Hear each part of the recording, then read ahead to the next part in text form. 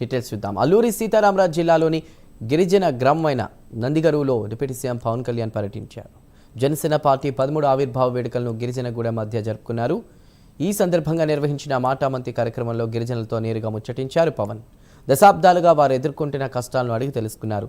70 ఏళ్లుగా సరైన బాట లేని నందిగరు గ్రామానికి 2 కోట్లతో నిర్మించిన నూతన రోడ్డును పరిశీలించారు పవన్.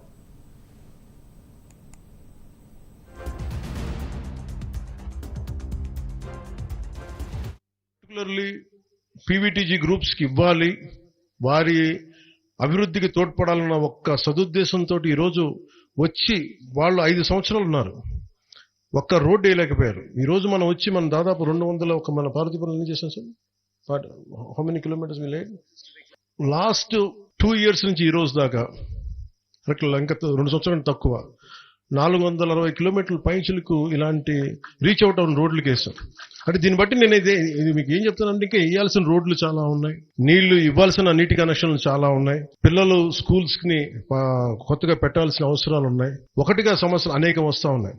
ఈ రోజు ఒక రోడ్డు వేయడానికి వస్తే మనకి మన ఇక్కడ పండే పంటకి మేము వెళ్ళటానికి పక్క ఊర్లకు పోవడానికి కొంచెం కనెక్టింగ్ రోడ్లని, ఇవన్నీ చేయడానికి మేము సంసిద్ధంగా ఉన్నామని చెప్పడానికి, పారిపోవడానికి ఉండి నిలబడి సమస్యను తీర్చడానికి ఉన్నామని చెప్పడానికి మన నందిగరు గ్రామం నుంచి నేను ఈ రోజున జనసేన ఆవిర్భావ దినోత్సవం సందర్భంగా ఎన్డీఏ కూటమి ప్రభుత్వం తరఫున గౌరవ ముఖ్యమంత్రి నారా చంద్రబాబు నాయుడు గారి తరఫున మీ అందరికీ నేను ఈ మాట తెలియజేస్తాను.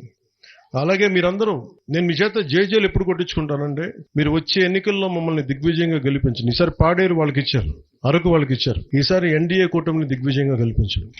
మీరు మా మీద ఈ ప్రాంతంలో ప్రత్యేకించి కూటమిని గెలిపించకపోయినప్పటికీ కూడా మీకోసం మేము కూటమి ప్రభుత్వం పనిచేస్తుంది, మనస్ఫూర్తిగా మీకోసం ఉంటాం, మీకోసం పనిచేస్తాం. ఇది మన పర్టికులర్లీ పీవీటీజీ గ్రూప్స్కి ఇవ్వాలి,